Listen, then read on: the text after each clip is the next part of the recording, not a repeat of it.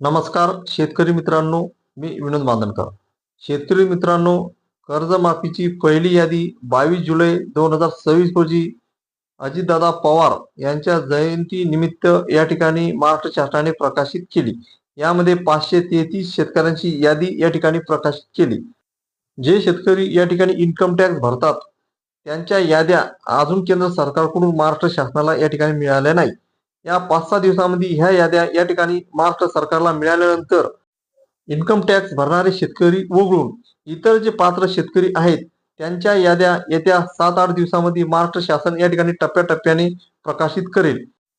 पात्र शेतकऱ्यांच्या याद्या या ठिकाणी प्रकाशित झाल्यानंतर या शेतकऱ्यांना आता कर्जमाफी मिळवण्यासाठी काय काय प्रक्रिया या ठिकाणी पूर्ण कराव्या लागणार आहेत, ही संपूर्ण माहिती या ठिकाणी आपण या व्हिडिओमध्ये घेणार आहोत.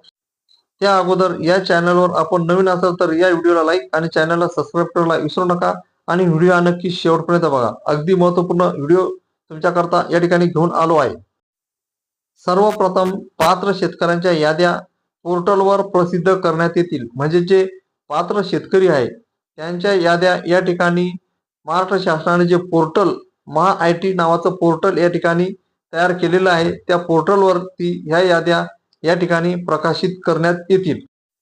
याद्या या ठिकाणी प्रकाशित झाल्यानंतर पात्र शेतकऱ्यांच्या मोबाईलवरती कर्जमाफी संदर्भातला मेसेज या ठिकाणी येईल. आता या ठिकाणी शेतकरी मित्रांनो, एक विषय महत्वाचा असा आहे की मेसेज तुमच्या मोबाईलवरती येईल, परंतु बऱ्याच शेतकऱ्यांचे मोबाईलमध्ये रिचार्ज नसते, सिम कार्ड या ठिकाणी बंद पडलेले असते, बॅलन्स या ठिकाणी टाकलेले नसते. अशा अनेक कारणामुळे या ठिकाणी शेतकऱ्यांना मेसेज येणार नाही. अशा शेतकऱ्यांनी आपले सरकार केंद्रावर या ठिकाणी जाऊन या ठिकाणी आपलं नाव यादीमध्ये आहे किंवा नाही या ठिकाणी चेक करून घ्यावे.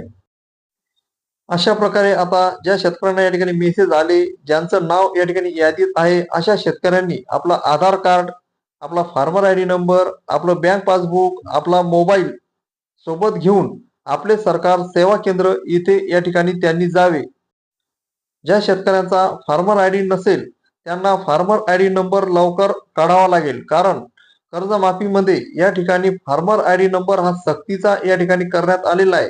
ज्या शेतकऱ्याकडे फार्मर आय डी नंबर नसेल ते या ठिकाणी आपले सरकार सेवा केंद्रावर जाऊन आधार प्रमाणीकरण या ठिकाणी करू शकणार नाही. त्याकरता अशा शेतकऱ्यांनी लवकरात लवकर आपला फार्मर आय डी नंबर या ठिकाणी काढून घ्यावा. आता अशा प्रकारे आपण सर्व कागदपत्रे या ठिकाणी आपले सरकार सेवा केंद्रावर या ठिकाणी दाखवून दिल्यानंतर आधार प्रमाणीकरण या ठिकाणी त्यांना करावे लागणार आहे. आता या ठिकाणी शेतकरी मित्रांनो, आधार प्रमाणीकरण हे बायोमेट्रिक असून यामध्ये बोटाची ठसे किंवा डोळे स्कॅन करून द्यावे लागणार आहे. शेतकरी मित्रांनो, आता हे आधार प्रमाणीकरण या ठिकाणी दोनच पद्धतीने या ठिकाणी केले जाणार आहे. एक तर तुमची बोटाची ठसे या ठिकाणी घेतल्या जातील किंवा तुमचे डोळे या ठिकाणी स्कॅन करून तुमचं आधार प्रमाणीकरण या ठिकाणी केलं जाणार आहे. जे आपण पूर्वी मोबाईलवरती आधार संलग्न मोबाईलवरती एक ओटीपी यायचा, तो ओटीपी टाकून या ठिकाणी आधार प्रमाणीकरण या अगोदर आपण करत होतो. परंतु या कर्जमाफीच्या प्रक्रियेमध्ये ओटीपीची प्रक्रिया या ठिकाणी ठेवण्यात आलेली नाहीये. फक्त या ठिकाणी बोटाची ठसे किंवा डोळे स्कॅन करून या ठिकाणी आधार प्रमाणीकरण शेतकऱ्यांना या ठिकाणी करावे लागणार आहे. आणि या प्रक्रियेकरता शेतकरी स्वतः या ठिकाणी हजर या ठिकाणी असणे जरुरी आहे, कारण त्याची बोटाची ठसे किंवा डोळे स्कॅन करणे याकरता तो स्वतः शेतकरी त्या ठिकाणी उपस्थित असणे या ठिकाणी जरुरी आहे. शेतकरी मित्रांनो, आता ह्या सर्व स्टेप पूर्ण झाल्यावर शेतकऱ्यांच्या कर्ज खात्यात रक्कम जमा होऊन कर्ज खाते निरंक होईल. तसेच असा मेसेज सुद्धा मोबाईलवरती या ठिकाणी शेतकऱ्यांना देण्यात येईल. परंतु शेतकरी मित्रांनो, या ठिकाणी एक महत्वाचा मुद्दा असा आहे की या ठिकाणी ज्या शेतकऱ्यांचं कर्ज हे ₹2 लाखाच्या आतील आहे, अशा शेतकऱ्यांचं कर्ज खातं या ठिकाणी आधार प्रमाणीकरण झाल्यानंतर निरंक होईल. परंतु ज्या शेतकऱ्यांचं कर्ज बाकी हे ₹2 लाखाच्या वरती आहे, अशा शेतकऱ्यांना 2 लाखावरील कर्ज या ठिकाणी सर्वप्रथम भरावे लागेल आणि त्यानंतरच त्यांचं ₹2 लाख कर्ज या ठिकाणी निरंक होईल.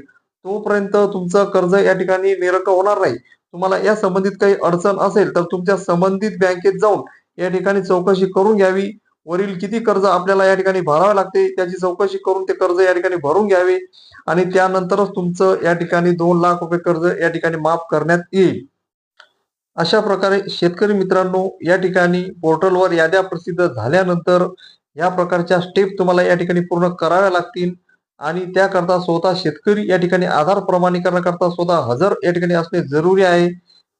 तसेच याच्यामध्ये सर्वात महत्त्वाचा मुद्दा म्हणजे ज्या शेतकऱ्यांनी फार्मर आयडी नंबर या ठिकाणी काढलेला नसेल त्या शेतकऱ्यांनी लवकरात लवकर आपला फार्मर आयडी नंबर या ठिकाणी अगोदरच या ठिकाणी काढून घेण्यात यावा, जेणेकरून या ठिकाणी याद्या प्रसिद्ध झाल्यानंतर आपल्याला ह्या स्टेप्स या ठिकाणी पूर्ण करता येतील.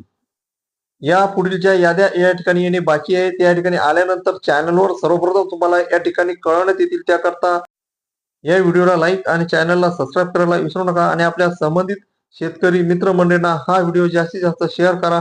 जय जवान जय किसान.